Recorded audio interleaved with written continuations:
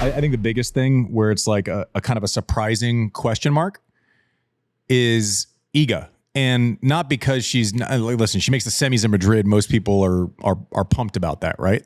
She's made the quarters before she lost in Rome to Danielle Collins. She made the quarters of every event she had entered this year. So again, best player of her generation so far. Sabalenka gaining on it. You know, maybe you throw Ash Barty if you don't think she precedes it. But something that's weird, and she's, you know, we judge her against her own shadow on clay, which has been monstrous over the last 5 years, like Rafa-esque over the last 5 years. She's struggling on clay for the first time since 2020 when she broke through and won Roland Garros. Is that fair to say? Lost 1-1 to Coco and lost 5-1 to Danielle Collins, who's, you know, best service probably isn't clay. JW, are we sounding the alarm, or are we just kind of like, you know, whatever, she'll figure it out? We're sounding the alarm. Ooh. Doesn't mean she won't figure it out. She has not reached a final since Roland Garros 2024. Really, 48 weeks since she's never mind won a title. She hasn't even reached a final. It's a big stat. I think some of this is the results. Remember, she lost in Miami to Ayala. She's, you know, now it's like Coco seems to have gotten her number. Ostapenko has her number. Mira Andreeva has her number.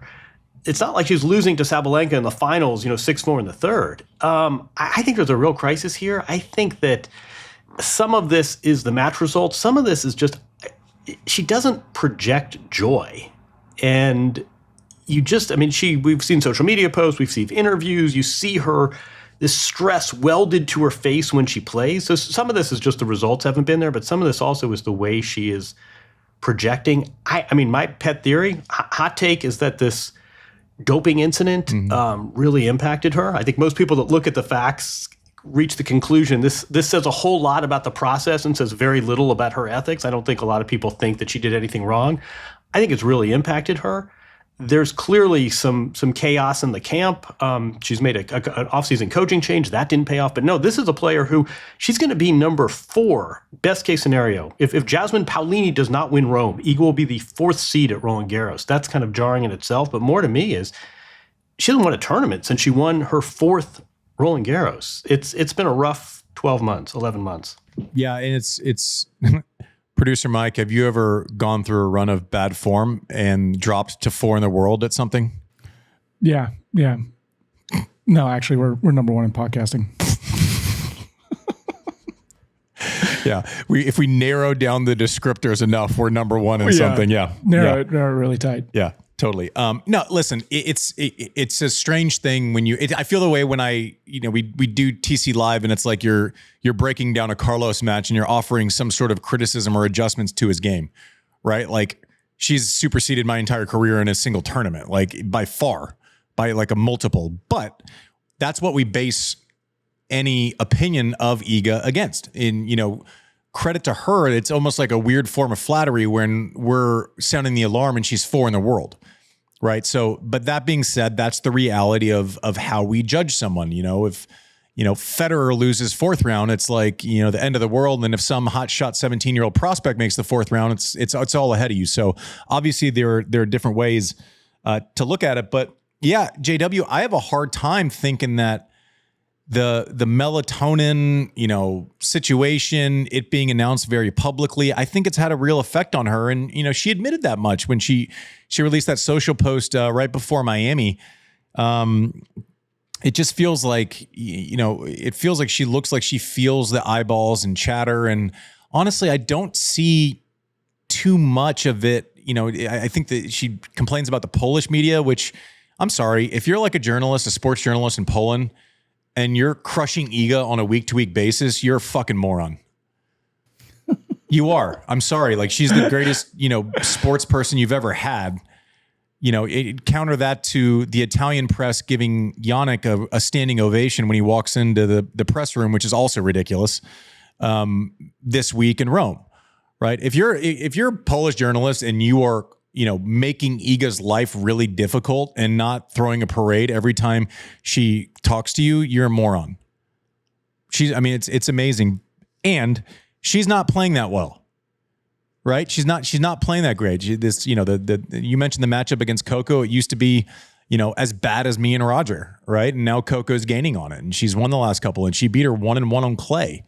So that seems like it's turned a little bit. We haven't even gotten to the Sabalenka of things. It seems like it's turned a little bit. When she used to get to the semis of a slam, it was like close the door. Madison got her, and she played well against Madison. That was maybe the match. That Sabalenka Swiatek back to back were stunning matches. Everyone was kind of present for that. But it's weird. You mentioned the coaching change, and that's also a strange thing because Wim Fissette, before the show, it's like him as a well-regarded coach. That his track record is good, and he's worked with a bunch of players. When we actually started going through, just so we kind of cross T's and dotted I's, with Clijsters when she returns slams, Sabine Lisicki got her to a Wimbledon final and beat Serena. Simona Halep in 2014, Victoria Azarenka in 15, Johanna Konta, and got her to the semis of her home slam at Wimbledon. Kerber, Grand Slam, Naomi in 2020. Zhang, and then this guy's been doing some frickin' work on the coaching side for 15 years. So it's an obvious play for Iga to hire Wim Fissette, and it just seems like they're searching for whatever reason, and I don't know enough about but what I do know, Iga's a Hall of Fame player, talent, all of the things, champion. Wim Fissette is that on the coaching side. And they're searching, such as sports. There's no script. There's no guarantees. You got to go out there and earn it every day. Are you putting her? I think Sabalenka is the favorite. I think she's gotten to the point where, it's that. I'm not saying she's Tiger Woods. I'm saying that Tiger Woods thing where would you take her or the field in most events that she enters right now?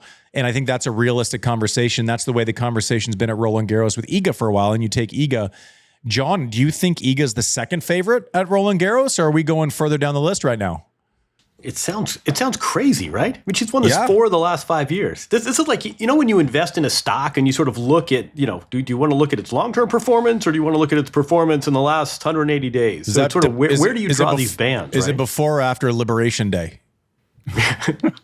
Today's Liberation Day, sorry. baby. You seen the market? I'm sorry, Mike. I'm sorry. Oh my God. Anyways, sorry. Go ahead, JW. Where were we? We need tariffs on tennis victories.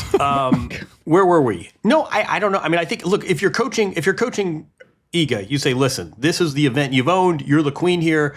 You have won this 4 of the last 5 years. I don't care what you've done the last 48 weeks.